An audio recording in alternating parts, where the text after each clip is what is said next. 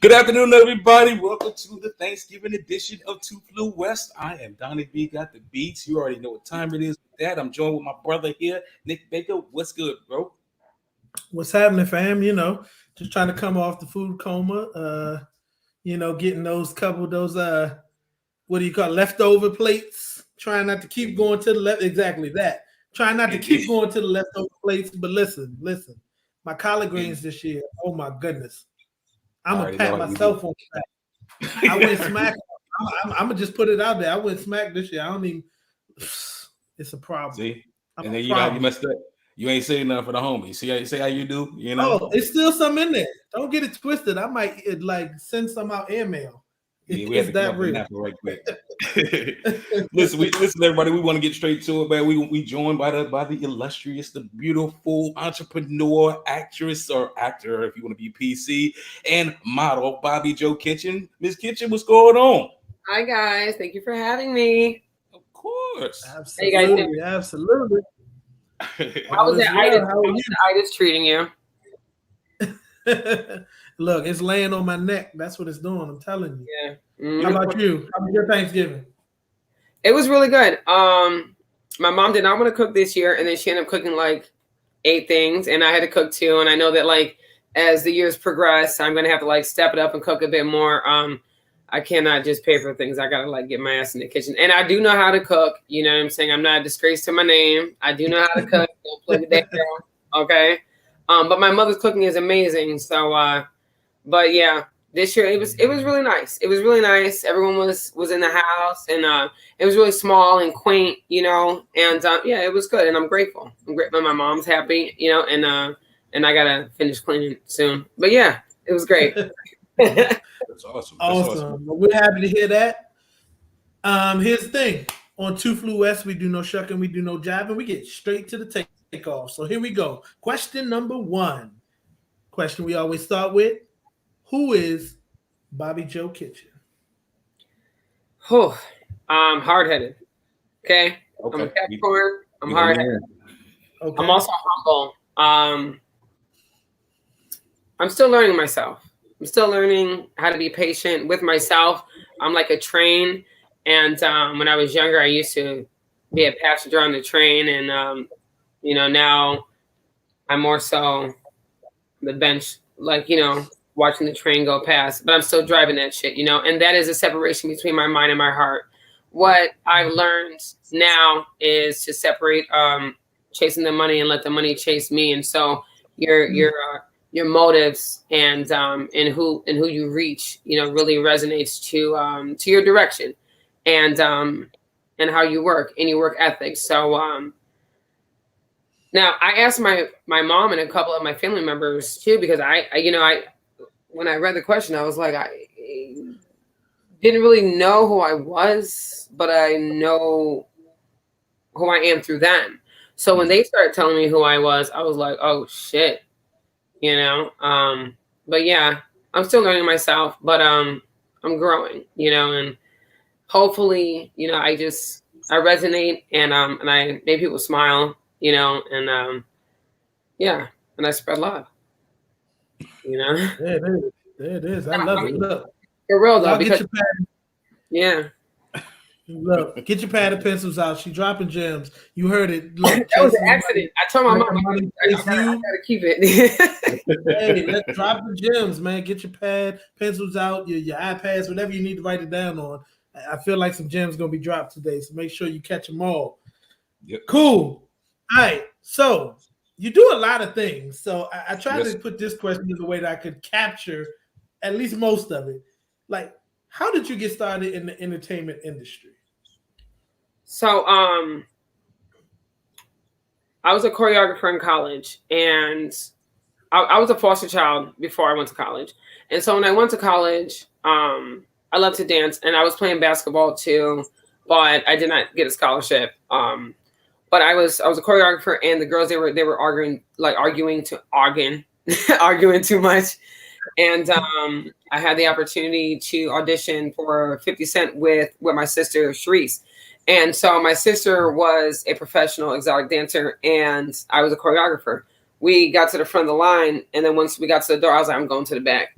long story short, my sister went in there and she was like, if no one can represent G Unit the way that they're supposed to be represented, then my little sister can. And they came out and pulled me from the back of the line. And I did it like Janet Jackson, like, you know, like this pleasure principle thing. And I actually don't remember it, but I know that when I stopped, everyone stood up and they were like, keep going. And then I kept going. And then 50 Cent, Shawn Money XL, and Chris Lighty, God rest his soul, they actually sat down on the couch and they asked me who I was. And I told them my life story about being in foster care, coming from Brooklyn, and, you know, the trials and tribulations, but my determination and stuff. And they started putting me in music videos. And I started going through college as an English major. In my third year, I started working for Spike Lee. And so I was a production assistant for Spike Lee, interning for 50 Cent. And my professor was like, if you miss class, you're not going to get an A, but you better raise your hand first. And I better see the vouchers. And I graduated, and I never had to compromise on anything. They actually cared about my story. And they protected me. And contrary to popular belief, and I don't give a fuck what nobody think, but if you can ask 50 Cent or Spike Lee, they really respect me. And my mom met everyone, and that's how I got started. Awesome. What's if you don't mind me asking, what's your alma mater? I don't have one. There it is. I maybe I have a quote that I have on my back that says that nothing can dim the light that shines from within. But then I also have a quote on the side that says, I want to be a poet until I realized that I want to be the poem, which means that I thought I was a writer until I realized it was more valuable to be the inspiration to the story. Yeah, that's awesome. I like that quote. Nice. All right, well, you already dropped a couple of these already in some of your beginnings, but I'm going to throw it out there. Maybe you got a couple more you want to give us. What are some of your most memorable moments thus far from your, I put acting career, but let's say entertainment career. Let's go all the way for the gambit. Damn. There's a lot. Like, even when I look back at my resume, I forget what I've done. Meeting Alicia Keys. Yeah. Jay-Z. I turned down a Beyonce video because they weren't paying enough. You heard that. This is what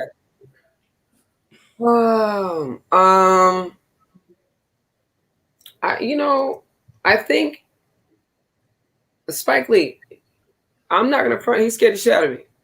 He scared me, and he made me realize the value of a black woman. And not in a bad way. He just, he doesn't like to repeat himself. He's very meticulous. And after being a PA, they gave me the opportunity to get my SAG card. They upgraded me, and I was scared shit. You know what I'm saying? They actually put me in positions that I was afraid of. And then Leo Marshall gave me my first hair commercial in Atlanta.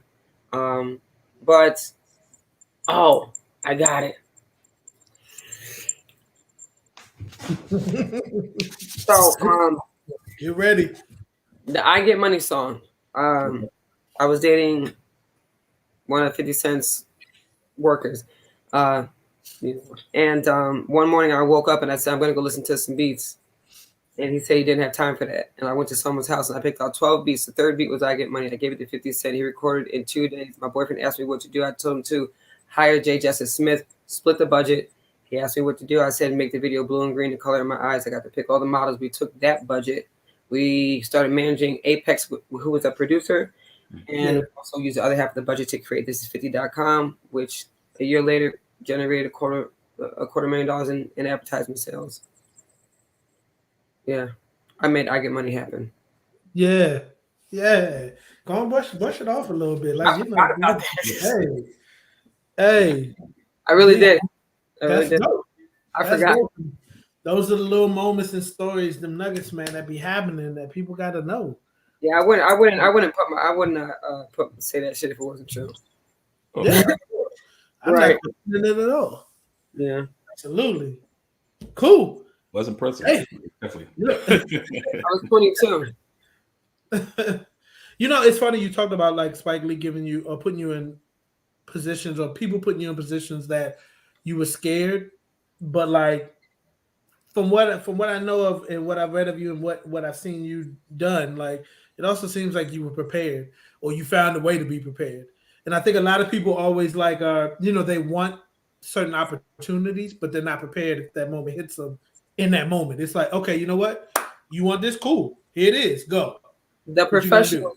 the professionals knew that I had what it took, and they saw it in me, and I trust them because they're professionals, and they brought it out of me. So I really wasn't fully aware, but I knew that I had to get that shit done, and I knew not to let them down.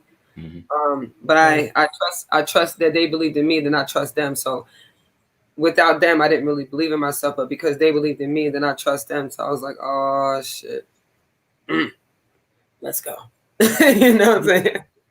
Yeah. Nah, and it's something in you too. I mean, it's tools. It's tools there that you may got to pull out because everybody can't do that. Even if somebody believe in them, sometimes they can't make it happen.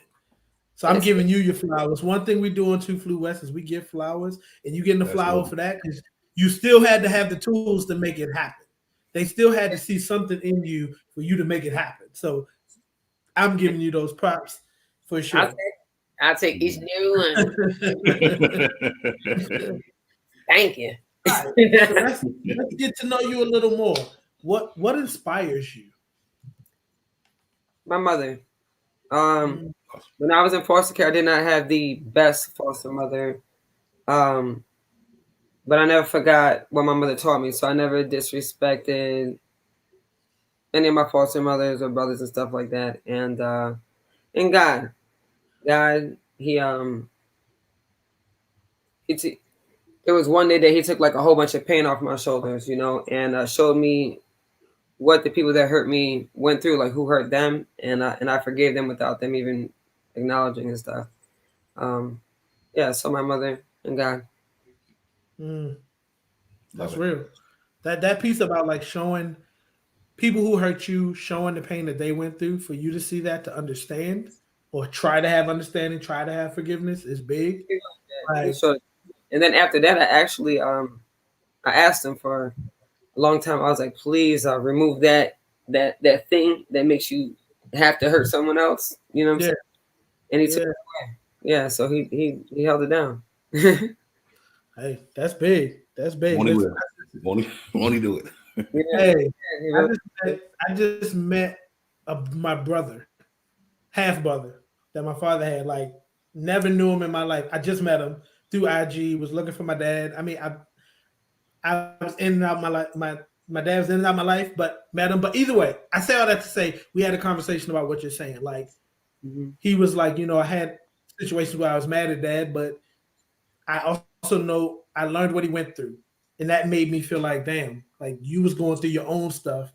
And unfortunately, I received some of that pain that you were going through, but it at least made him understand. So I definitely that resonated with me when you said that. So especially if you're at a young age, like a teenager or something like that, like when you're not like fully an adult, so your emotions and your mind is not fully grown yet. So like, God steps in to spare you from that extra confusion and pain so that you can develop the way that you should and could in order to get to where you need to be, He's like, all right, now I ain't gonna give you what you want. Now, I give you what you need. I can give you what you want, Yeah, there it is. You gotta earn it and burn it. You also gotta receive it though. That's the one thing I will say about that. You have to be open. You have to open yourself up as a vessel to receive that. So kudos. Definitely. So you spoke about it a little bit, but definitely want to dig in a little bit more. How would you say spending like more than a decade in foster care shaped you as a person? It hurts. It hurts because when I was younger, I became a massive overachiever. So, if I start something, I finish it, and I love to give. Like, God, if I need to do something for somebody, God makes it happen. If I need something, I gotta work 5 times harder for it. I was like, but I have PTSD. I have post-traumatic stress disorder, and it hurts because I did not know how to love myself, but I use it as a coping mechanism. But now as an adult, you know, you have like adult traumas and stuff, and it's still like a transition, you know. So, Right. you know, people don't really understand like you can be the most beautiful person or like accomplished or something like that, but your heart hurts, and even if the world loves you, like if you don't love yourself, right, then it hurts. You know? But I'm working on it. I'm working on it. On the good end, though, my work ethic is crazy. Mm, It's crazy, but it can be crazy to a fault. You know, if I forget about my mhm, heart, if I don't step outside myself and slow down a little bit, then I get lost. You know, mm, and it's important to know who I am.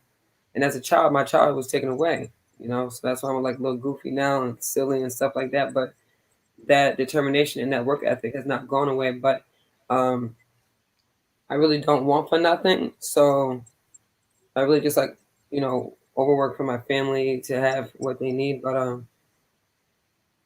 I need a little bit more Bobbi Jo. I need to get a little Bobbi Jo back, like a little bit.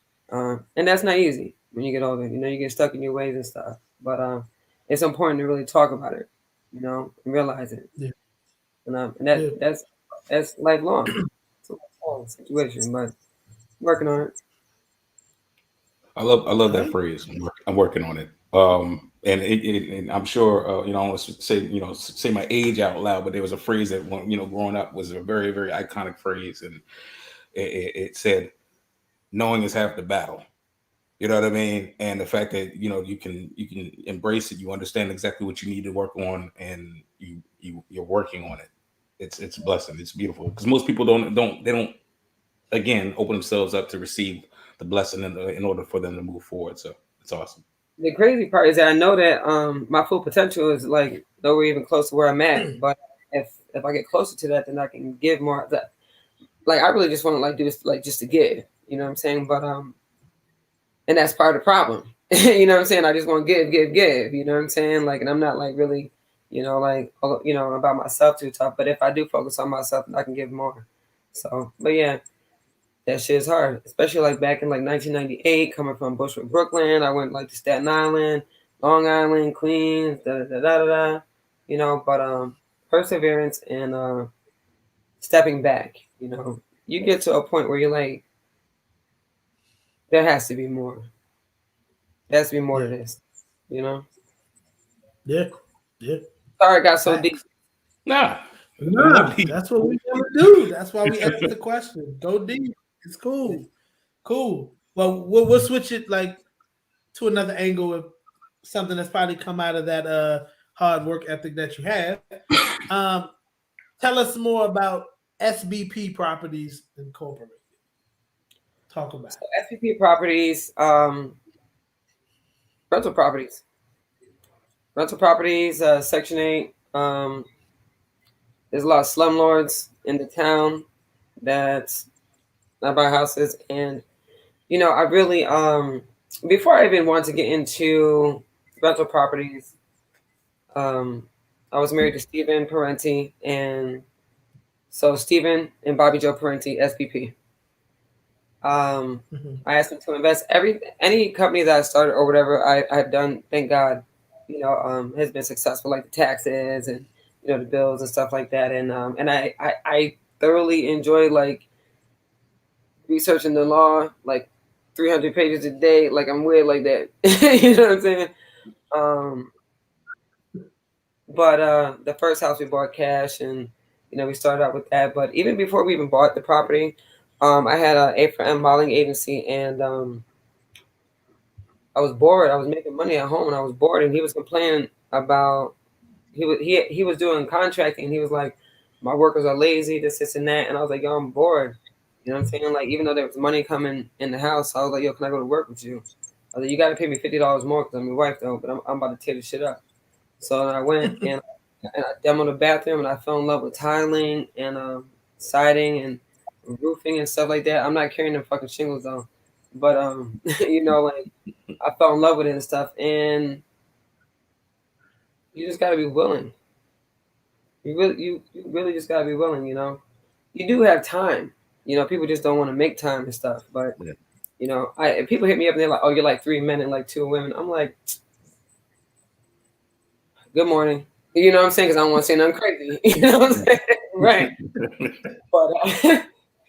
But so my passion went into the rental properties, and when you do get a rental property, you know, you take responsibility for families and lives. You know what I'm saying? So like, you know, I don't really think it's cool for like these landlords to be like having all these rental properties and they be like in Florida and Atlanta and stuff.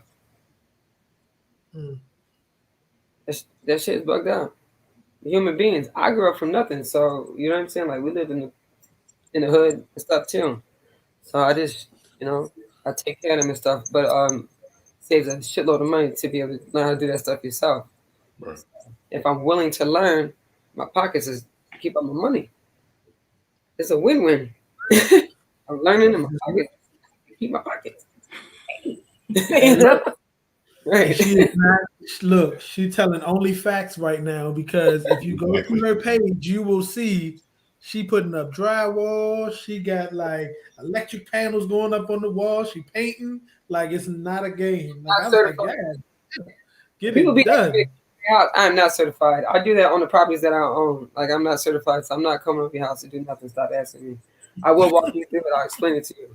I help you paint, but that's about it, though. Hey, getting it done.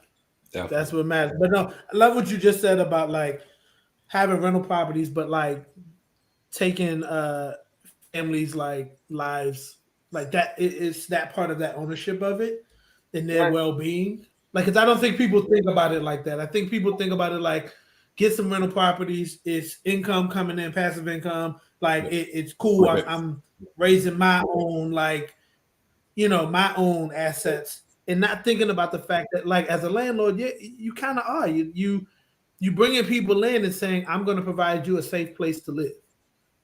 And if it's not well taken care of, I'm going to make sure it is. If anything goes wrong like that, I don't think people take that part serious enough.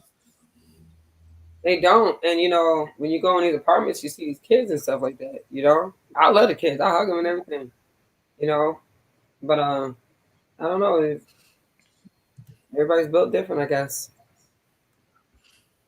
God don't like us. Yeah. Unfortunately, it's sad but true. Yeah. All right. How would you define success? Success is endless, like the S's and the C's, you know. Success is not, if it ends with you, then you're not successful. That shit's wild. Yeah. You burnt. Good night. Because true success is who you resonate with. You know what I'm saying? The next generation, if they see you or they learn something, or, you know, and then who they reach. It's who you reach and then who they reach. That's success. If you think that your wealth and you standing where you at with all your dip that, boy, excuse me, just let it out. Because if you really think that you all that everything needs to stop and stay with you, and you really not, you know what I'm saying, you're not like reaching someone that could reach someone else. Right. I don't want to stand next to you. Yeah. I'd rather be broke than stand next to a rich one. No, I'd rather spread out everything that I work hard for and have less, so that it resonates and it reaches further and further and further. That's true success to me. No, I love it. If it ends with you, it's not success. I don't think so. That's it. But you know, that's it. To each his own, I guess. It's physics. That's what I'm saying, man. Let that shit resonate. Let that shit resonate out. If it ends with you, it's not success. Come on, y'all. Step it up. Step it up. Dope. Because y'all got me talking real and stuff. Good. That's what we want. And I'm honored. I'm blushing because I'm telling the truth. I'm honored. I'm like blushing a little bit because y'all get like the real me. I'm like, oh shit, I can't. That's what we want. We absolutely want the real. I'll take it. All right, so it ain't worth it unless I give it. So there it is. There it is. There it is. Let's go. We just gonna keep peeling back layers, and like, you know, there's many layers to you. So another layer is, tell us about Jab Vision Entertainment. So Jab Vision Entertainment, that is Jamal and Bobbi Jo. I'm the youngest, and my brother Jamal is the oldest. And my brother's from Hempstead, Long Island. He went to school for computer technology. He owns an 18-wheeler truck driving company in Atlanta. He recently moved there, and he came to me and he said, and he is amazing at editing. I'm talking like, oh, ugh. Okay, he's dope, and and and I resonate on camera, and but I'm a good writer too, you know. So we developed the company as a media company. He recently had a son, so we had to take like a little break, you know. Congratulations. He's been waiting a while to have a son, so he got like his little prince right now. So you know what I'm saying? You know, he's doing his thing. But yeah, so Jab Vision Entertainment, it's you know, it's just a media it's a media company. He shoots music videos. I use my connections to interview celebrities like DJ Sus One, you know, Rene Graziano and stuff like that. And then I also I got a distribution deal. I forgot about that too. I got a 3-year distribution deal with Foodie TV to be on Fire Stick, Roku TV, Apple TV, something else. And then that comes with a MTech branding deal. It's a 3-year deal. And so I started writing these shows where we travel. I'm sorry when I think I look over here. My bad. Let me stay over here.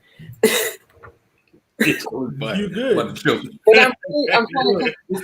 I got a lot. I'm here.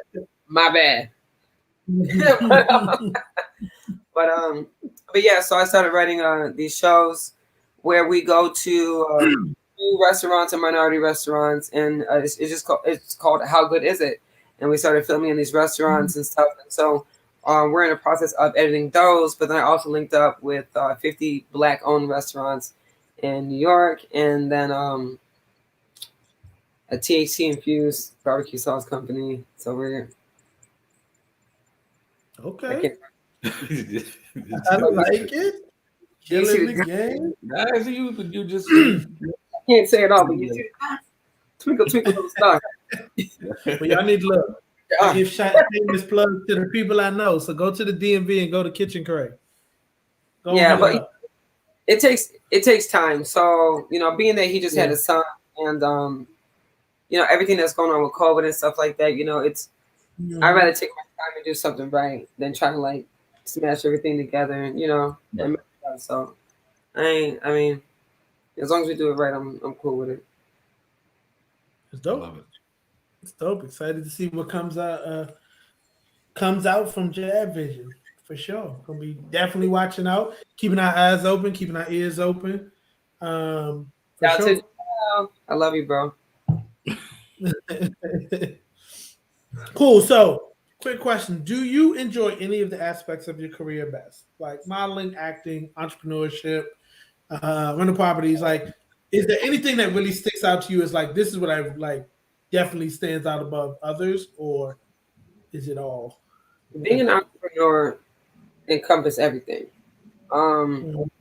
Because like when I started modeling and acting, I had like I was like 19. I was my own assistant, manager. I had like 4 different emails, you know. Then I had to negotiate my own contracts and stuff, and I had to act like I was like 4 different people. By the time I got to the shoot, I was exhausted.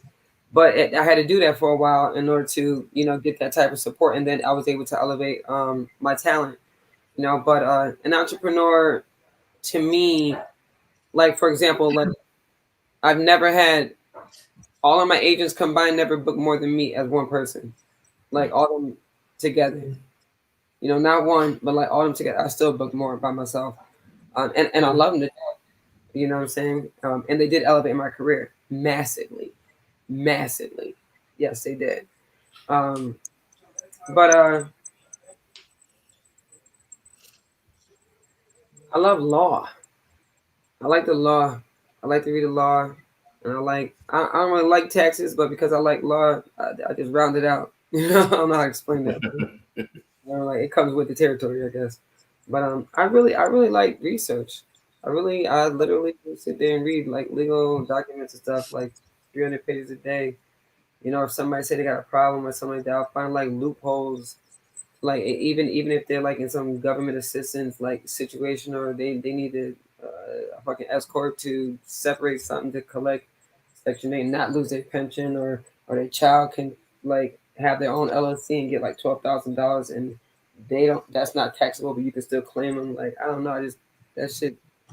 I love it, man. I really do. But when I was in foster care, I sued my foster care agency twice to make them pay for my college degree. Yeah, so kind of makes sense a little bit, I guess. I like goals and shit. I like business. You know what I'm saying? Yeah.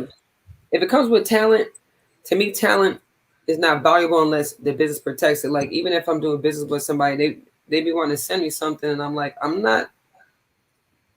And they trust me to the high heavens. I'm like, I'm not. Send me an NDA. I don't need for you to have a bad day, and then they be like, what is she gonna do? I don't need to do nothing. Good fences make good neighbors. If you really want to work with me, then we follow suit. And I actually have a harder time. People trust me a lot more, and I'm very strict. I'm like, yo, no, I'm not reading that. We're gonna sign this, and they're like, we gotta do that. No, then we're not doing business. Right. So it's kind of weird, like you know what I'm saying.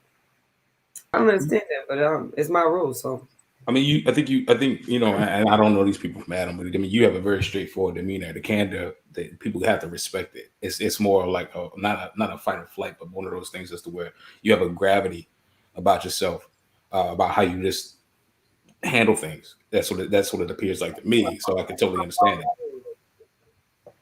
I'm sorry, say again. I didn't even mean that because I said I want to follow the rules, but then like you know I don't believe in that because like contracts ain't shit. If one word's wrong, then the whole shit don't mean nothing. Right. You can change That's every some real contract. shit there. That's another thing too. People think that like when they get a contract, they're like, we got to sign it right now. I'm like, Yeah, you gotta read that, bro. hell no, you ain't got to sign out of there, nada. You can actually sign it and take a whole sentence out and make it null and void and just.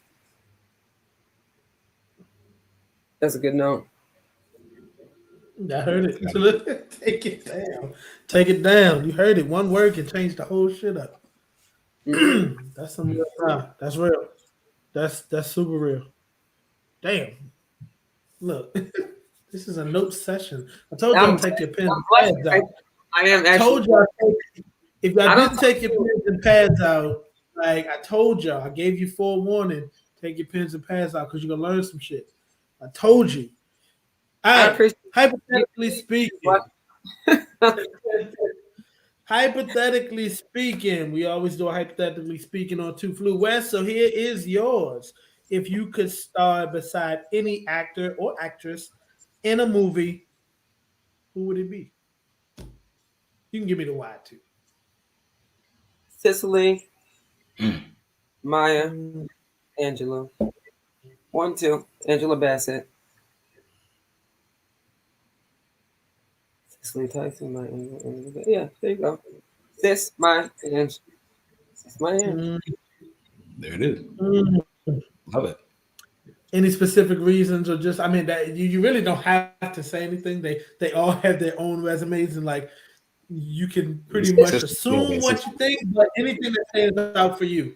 Cicely carries such a petite heaviness. She's so petite, but she's so heavy. You know, Maya Angelou, she put herself out. She put herself out, and her mind state is profound. Like I think she's smarter than Oprah. Maya Angelou, if you listen to her words and her poems and stuff like that, and what she went through, you know. And Angela Bassett, Waiting to Exhale, Tina Turner, get it together. Look, you ain't gotta say nothing. It's just it is what it is. You know. Right. Dope. Cool. All right. So again, we've been peeling back layers. This little game we're about to play is just something else that we get to know Bobbi Jo Kitchen a little bit better. We call this Two Flew Top 22. Here's how the game goes. I'm going to ask you a base question. The base question is, what are your top 2 fill in the blank? So after that, I'm going to just give you a bunch of different topics, and you're going to give me your top 2 of those topics. Now, one thing we're gonna do is we're gonna give you 2 minutes. Oh So we're gonna shit! put You some put pressure that on on it, bro? Damn! Like I Yeah, know. we're gonna give you some pressure. So now you gotta be ready. You gotta be ready to go. You gotta be aimed up. Look, squared up, ready to go. Here we go. Are you ready? Mom! Let me Are you stop. ready? Here we go. What are your top 2 restaurants? Da Tommaso in Manhattan because of their carpaccio, and the other restaurant is my mother's kitchen. Like it. Funny movies. Coming to America. Yep. In Living Color, James Carey before he was Jim. There it is. Game shows. Family Feud, Price is Right. Amusement parks. She can help you. A ski slope. Can I say a ski slope? Like I love skiing. Like Holiday Valley, and amusement park. Oh, shit. Six Flags. That wasn't even real. Yeah. Flags. I'll take it. Holidays. Oof. Thanksgiving.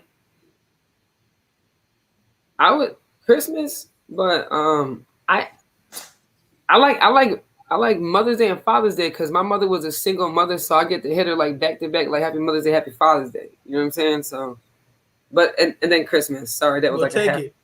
Okay. Sorry. Cereals. Oh, cereal. Oh, damn. Cereal. All right. Cinnamon Toast Crunch, Life cereal. Vacation destination. Rest. In my mom's house. Those 2 are vacation to me. Fair. And I traveled all over. Board games.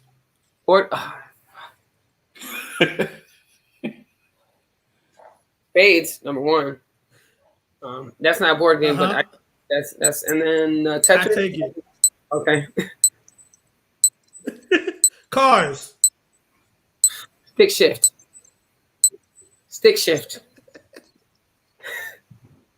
Okay, we gonna keep going though, because I want to know things to pack when you travel.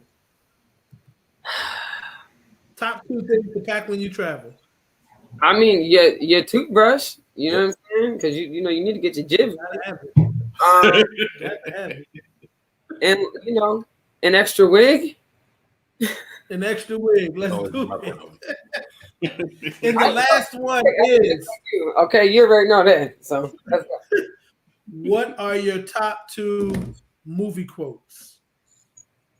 Damn, bro. Yeah, that's what we do. Gotta dig deep. Damn. There's one right there. Damn. Look.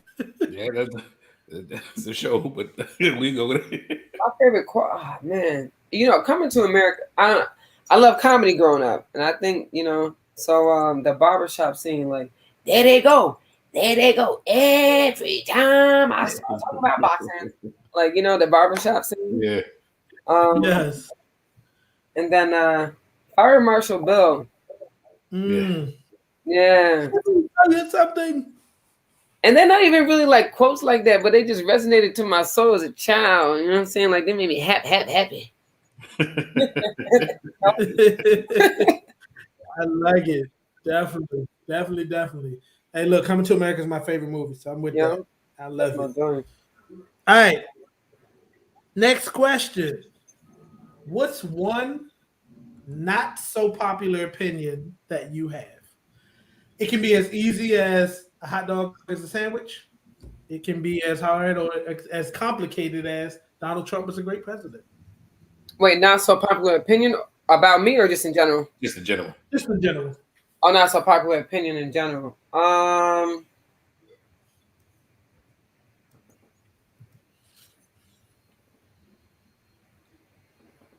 What's really coming in my head is a black woman and black men. I think that they feel like they have to compete and to each other. And like I was talking to my uncle last night actually, and I was like, you know, I think that women should listen more. And when I said that women should listen more, the female like it automatically thinks like, oh, we should obey, like you should listen, you know. And really, what I meant was like if you listen, like you just be quiet and you listen to what he's talking about and why he's stressed and his pain is coming from. You just be quiet and listen to like the depth, you know. So that some people take it like I gotta listen. Oh, I gotta listen. You're like, no, you need to hear some shit. You know what I'm saying? And when you take the time to really do that, could you really adjust and shift and really instead of like like pointing and like arguing like or repeating yourself like all day and shit, like shut the fuck up. And the men need to shut the fuck up too. But on top of that too, people don't be saying how much they love each other or admitting when they're wrong or you know what I'm saying, like just so everyone thinks that it's just this shitty ass new rap and reality videos and Facebook and whatnot. But that's the reason why people don't even know what the word integrity means, or morals, or ethics, or character. You know what I'm saying? They just want to be what they see and stuff, and it's very scary. So I think the real big misconception is that people don't think that they can trust themselves, and they don't trust themselves. They trust what they see. They don't trust their instincts, and they don't trust how they feel. They just see stuff and they think that that's how they're supposed to be. That's just scary as fuck. I'm about to pass the collection plate. You hear me? I'm gonna extrapolate this whole part right here in the interview to last about 5 minutes. I'm so sorry. No, I'm just telling you that this part right here is my favorite part. All of the other stuff is amazing. It hurts. Man, that shit hurts. It's real though. It's got to be said. It's got to be said. It's got to be heard. It's got to be absorbed. You know what I'm saying? Like it is what it is. I'm grateful. I'm grateful to be able to say it on a platform. You know what I'm saying? Because people see me like, oh, she's pretty, she's stuck up. When they just see me, and then they hear my voice, like, oh shit, her voice is deep. And then when I talk, like, oh, she done been through some shit. You know what I'm saying? Like, just like it, But nobody is better than anybody. It doesn't matter about it. It's about your heart. You treat people how you want to be treated and stuff. But I don't think that people even know how to treat themselves, let alone treat someone else in order to even get to that. So it's painful to watch. Man, the voice is the only true virtue that we all have. If somebody take that from you, then what do you have left? You know what I mean? And then your inner voice too. You know what I'm saying? It's scary. It's painful. It's scary. It is. Well, listen, it's been a lot of knowledge dropped. I don't know how you're gonna do this part, but the next question is I flew 2 words of wisdom. So what that means is, what's the best piece of advice you can give people using just 2 words? Slow down. Slow down. Slow down. Slow down, you little booger. You're right. Slow down is like, breathe or just wait and stuff like that. You know what I'm saying? But like, just don't react immediately. Like give yourself the opportunity to learn or understand how somebody feels or something like that. It's not all about. It's really not all about you. And right now, everything is about everybody themselves for damn sake. So just slow down. Slow down. You heard it. You heard it. Slow the hell down. I added a couple more words to it, but slow down. I love it. For dramatic effect, I love it. Well, listen. What's next for Bobbi Jo Kitchen? As much as you can tell us, I'm sure there are some things you can't tell us all about, but what's next? I have to go to LA. I have to go back to St. Thomas. I have 2 movies coming up. I have to write some shows. I was offered to write for a magazine, and the equity in these houses tripled. So that flip flop, building the credit of the companies. So yeah, but then like another word, busy. You're busy. Yeah, Bobbi Jo busy. In due time, you know what I'm saying. In due time, though, it's just the equity is up. So the credit, you know what I'm saying. Like ain't nobody trying to co-sign nothing. Like I need that separate. I need that liability separate. I need all that separate. But But it's a seller's market right now, but that shit don't mean nothing if I co-sign something. I'm not co-signing nothing. So I want the credit of the businesses to go up right now. All right. And there you have it. Dope, dope, dope. Well, listen, this next segment of go ahead. I usually don't tell nobody that whole business shit. Okay, I've never said it in Look, public, but it's good though.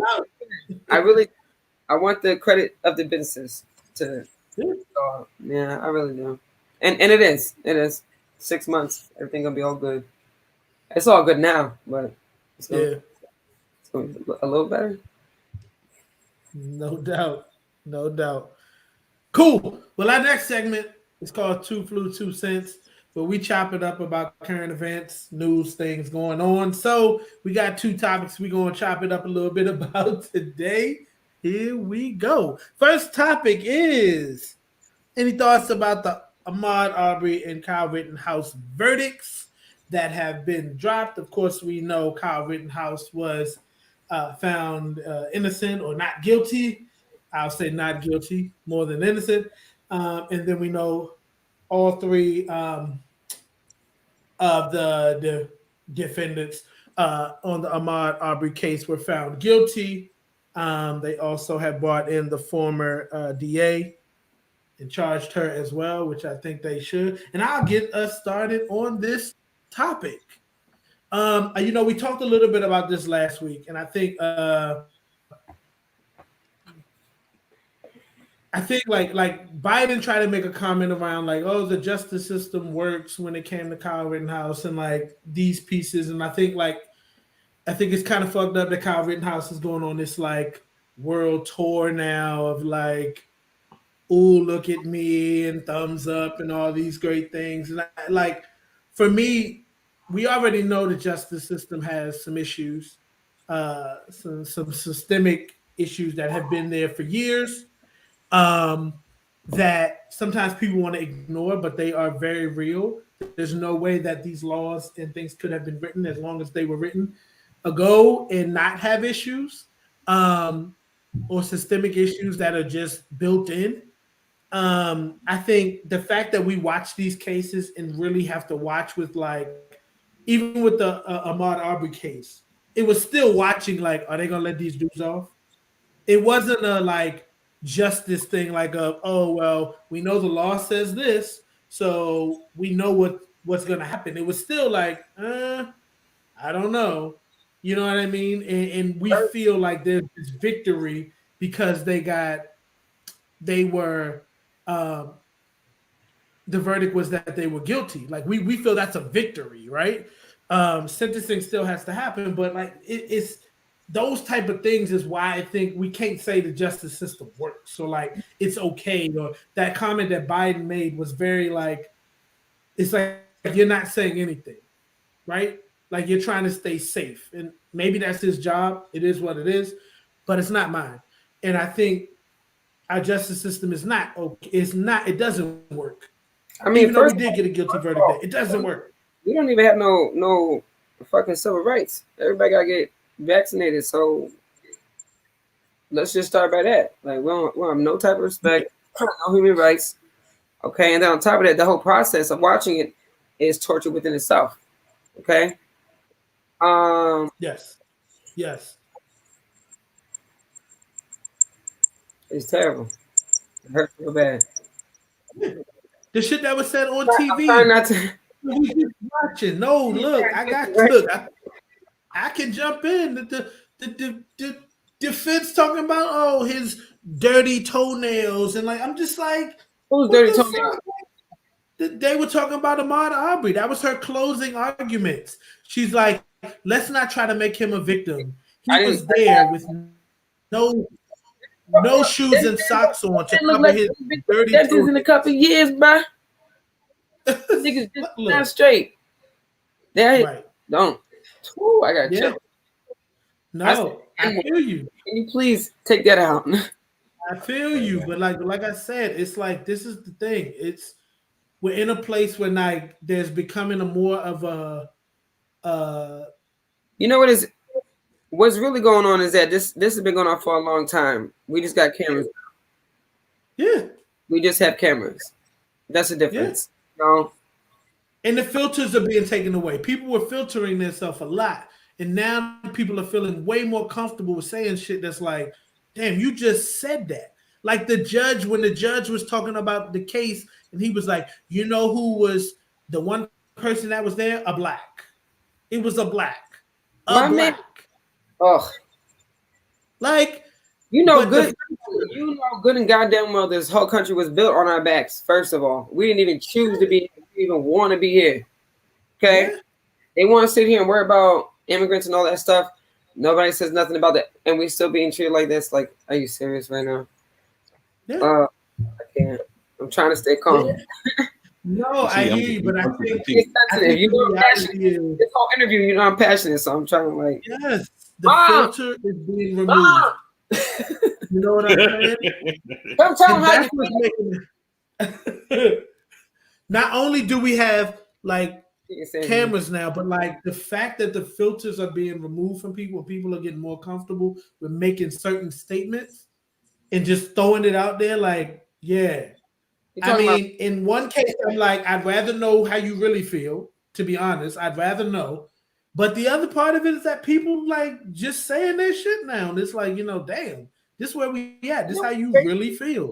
People are, you know what's bugging me out? People are saying shit that don't even make no goddamn sense, too. It's like, I mean, so let's say, for example, when Trump came into, I was just listening. Deep Gregory. Oh, yeah? That's my mom. Sorry, I listened wrong. Hi, Mom. Say hi. Hello. Hello there. How you doing? Hi. All right. Pleasure to meet you. Doing good.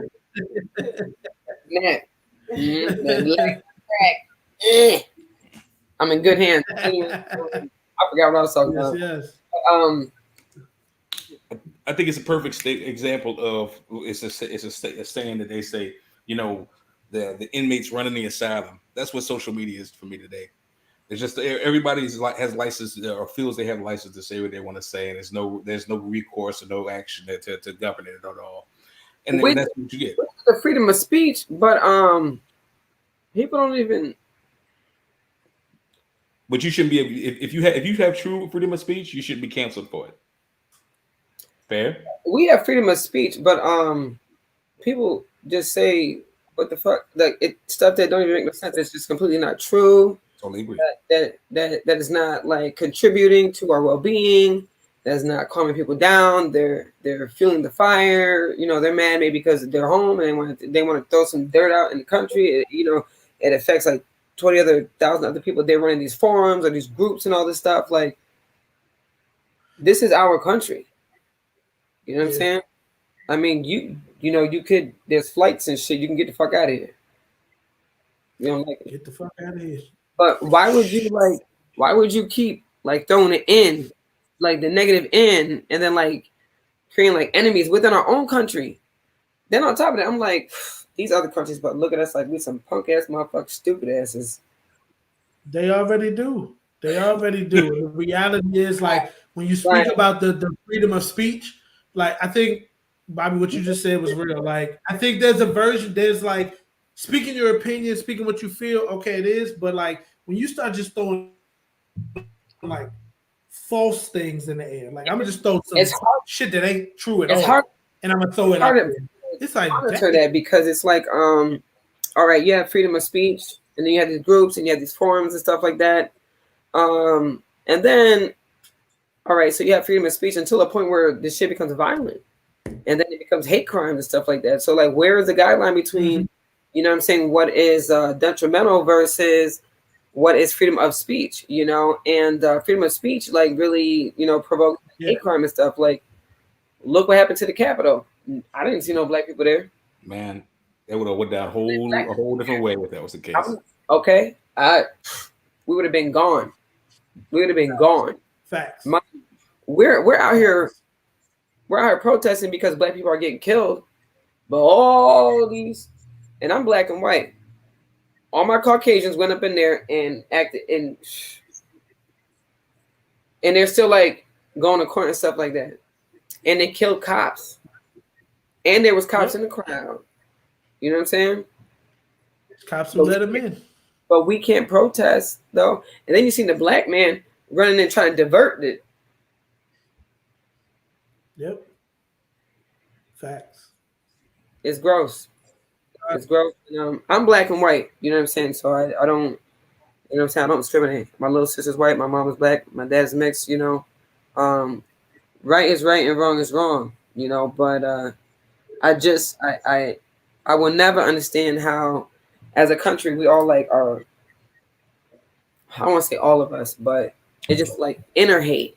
You know what I'm saying? Like we have enough enemies outside, and it's inner hate. You hate this country so much. Why? Like, come on now. It hurts.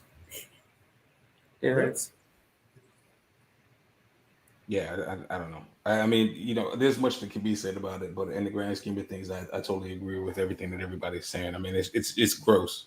It's a real gross day for me. I feel we're in the wild west, real honestly. It's just, you know, people that are just pulling the guns out, shooting everywhere, and with little regard to, like you said, home. I shoot guns. I bought extra guns, actually. You know what I'm saying? Them joints, y'all saw my instinct. You know, because I mean, shit's getting crazy. Yeah. The weird part too is that, like, when Trump came into office, I resonated with his business economics. You know, we were in a better economic state. But he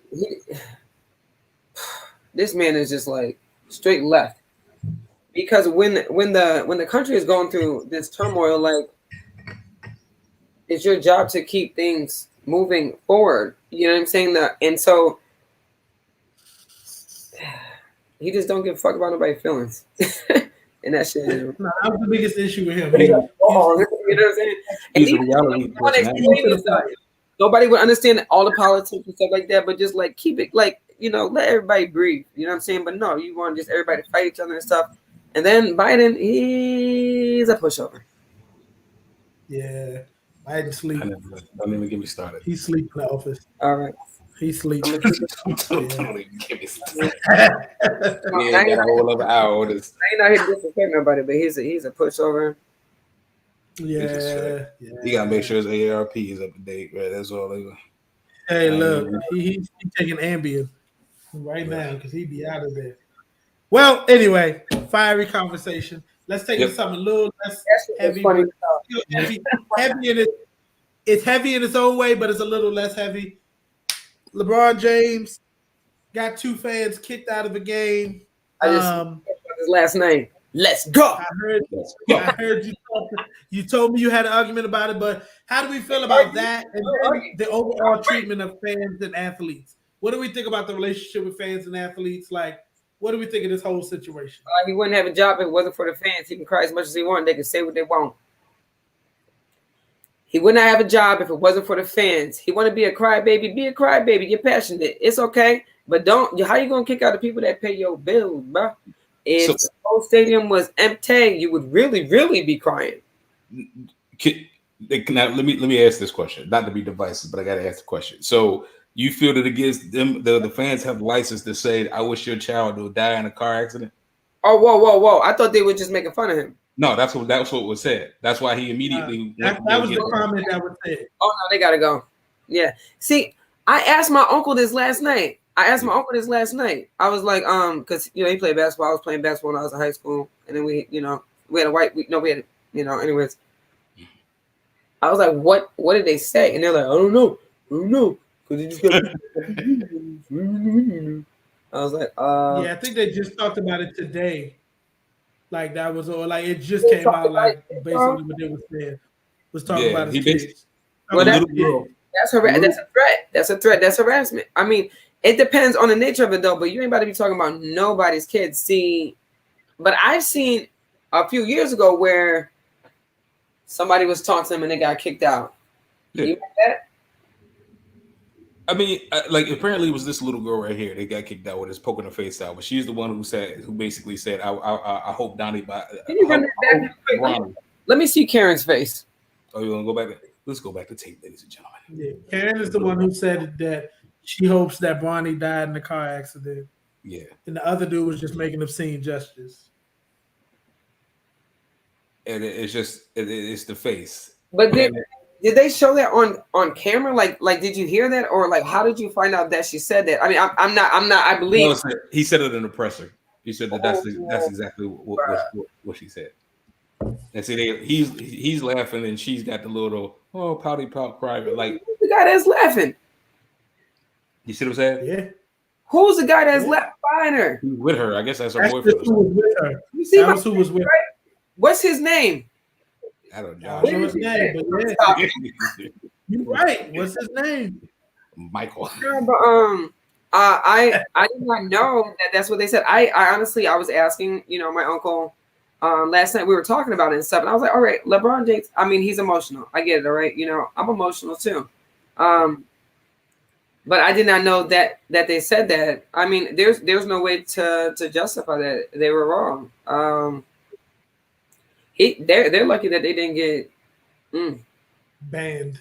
I hope they got home safe. And some more other shit, right? Exactly, some other shit, exactly.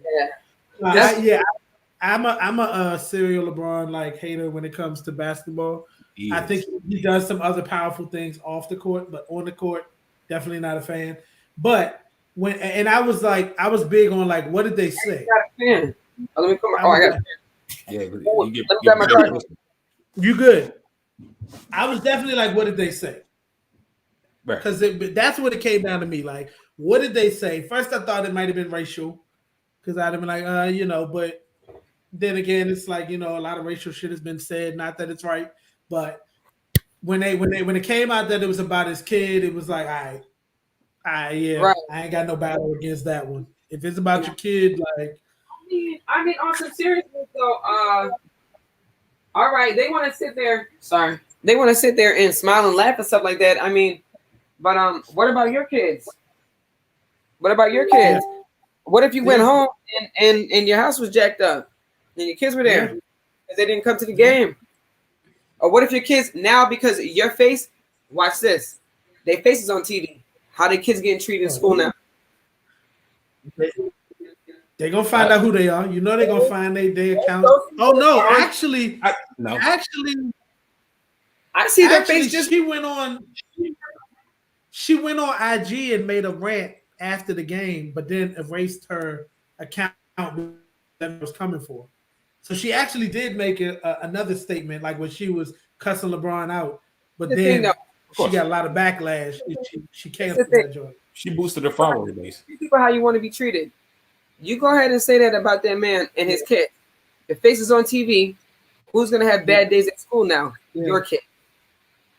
Yeah, your kids.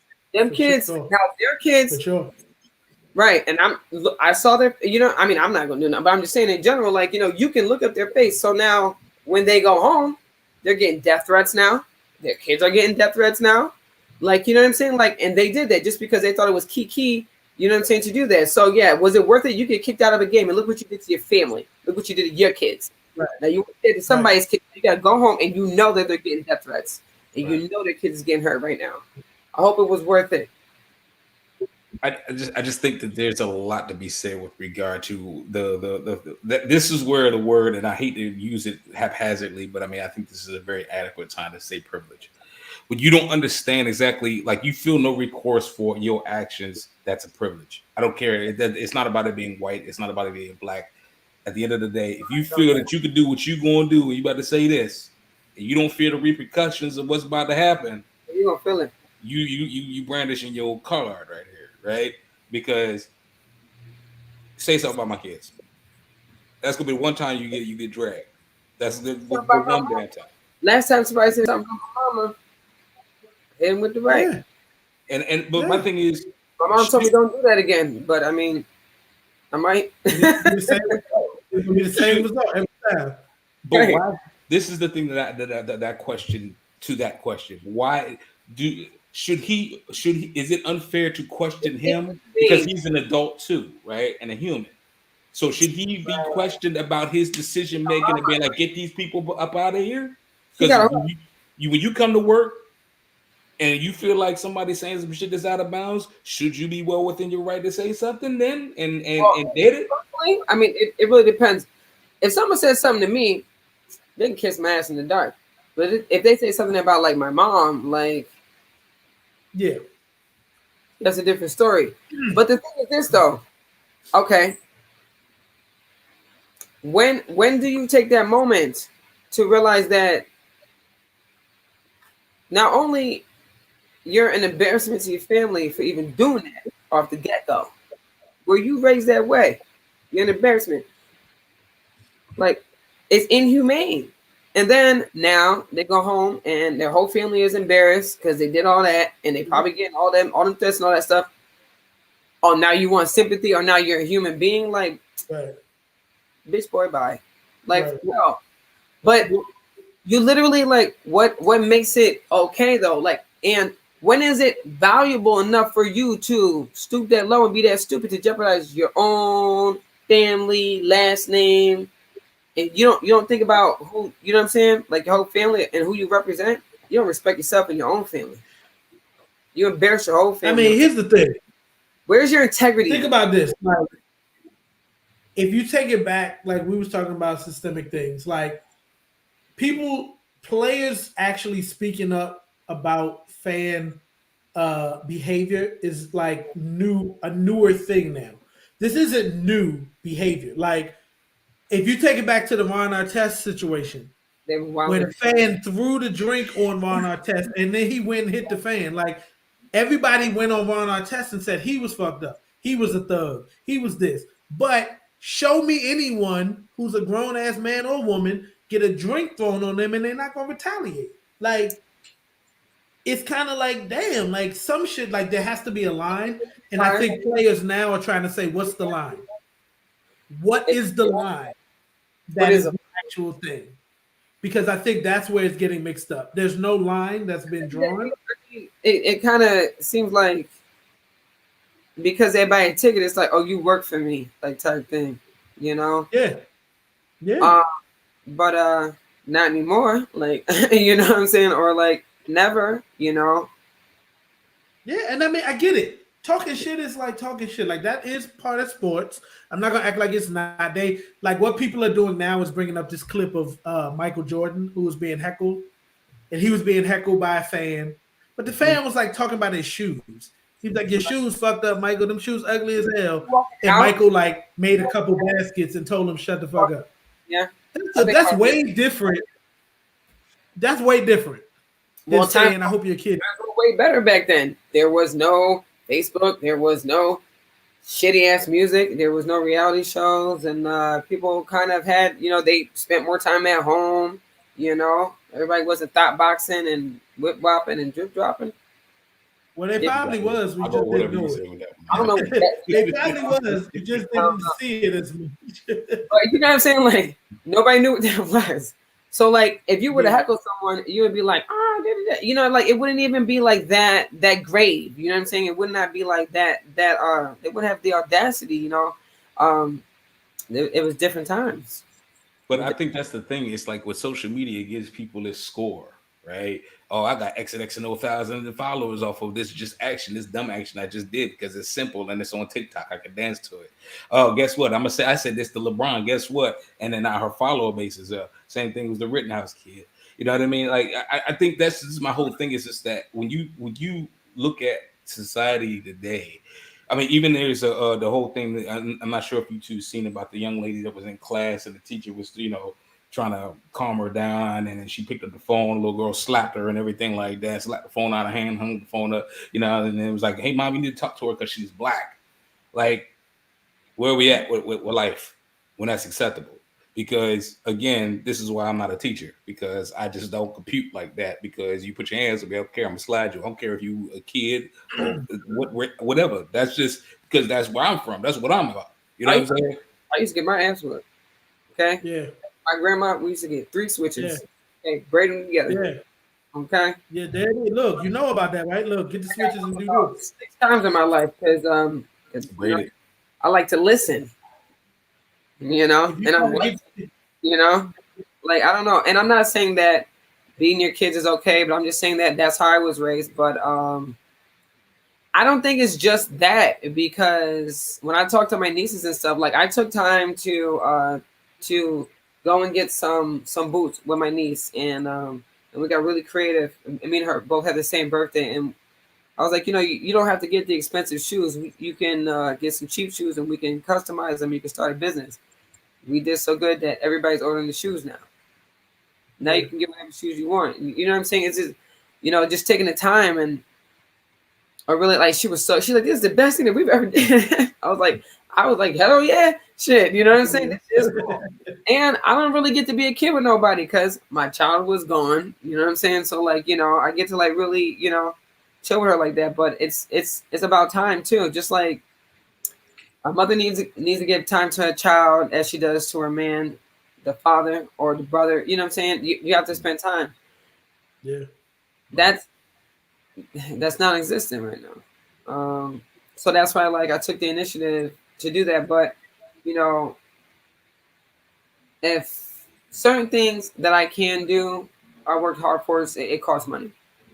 So like if I want to take a rock climbing or like travel, or like if I want to do like 3 things a week, or when I come, you know what I'm saying, I make sure I have a budget, you know what I'm saying, and stuff like that to do certain things. Some people do not have that opportunity. Yep. You also have the Boys and Girls Club. You can write in a journal. You can, you know what I'm saying, make little. I used to make paper dolls when I was a kid. I used to make dolls out of paper. I used to get the clothes, put holes in their shit, and get the clothes and fold the shit. You know what I'm saying? Color that shit, and up. It's a Tuesday. Got the Tuesday shirt. You know what I'm saying? Like, because you had the paper and crayon. That's awesome. Yeah, it's really about time. And yeah, that's real. And also you had the opioids and the ADHD with all like the prescription and shit like that. Like I think it kind of like, it made people, to me, docile. It made them kind of complacent. And it's good thought. Yeah, because maybe it's me. I don't really think a kid has ADHD. I think that a kid's healthy. Like, go outside and play. When I grew up, we come in the house, we take off our school clothes, we go outside, we dirty as, but we tired. We come back in when dinner's done. You know what I'm saying? Yep. My mom loved the shit out of me. You know what I'm saying? 1,000% agree with that.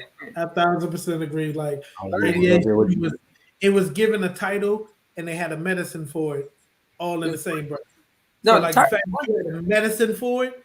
Before the opioids blew up, you notice, before the opioids blew up, everybody had ADHD. Mm-hmm. Right. They were starting to get it with the kids. If you really look at it, like, ADHD was like, oh, everybody got ADHD. How the fuck everybody got ADHD? Go outside. Talking about, and another thing too in the city, and that's the thing that kind of hurt me too, being in Brooklyn and stuff. There's no grass, there's no land. Like, even when I went to school in Staten Island, I wanted to play basketball. There was no girls' basketball team. There was no place to run. So you got like a titty. You got 2 titties. You got a. Oops. But you have a city where you have everybody's on top of each other, and sports really made a huge difference. Like your endorphins, running, and just getting that out. You know what I'm saying, instead of like being stuck in the house and stuff. It's a very small, natural things that really make a difference, but they just want to medicate the kids, And then boom, 10 years later, everybody's on opioids.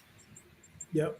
Now the parents are medicated, and now generation of the medicated parents is having kids, and then you got the TV and everybody. I'm so sorry if I apologize if I offended anybody. Let me throw that out there right now. Nope. I meant. Nah, that's real. Medicated, and they're not who they are, not who they originally were.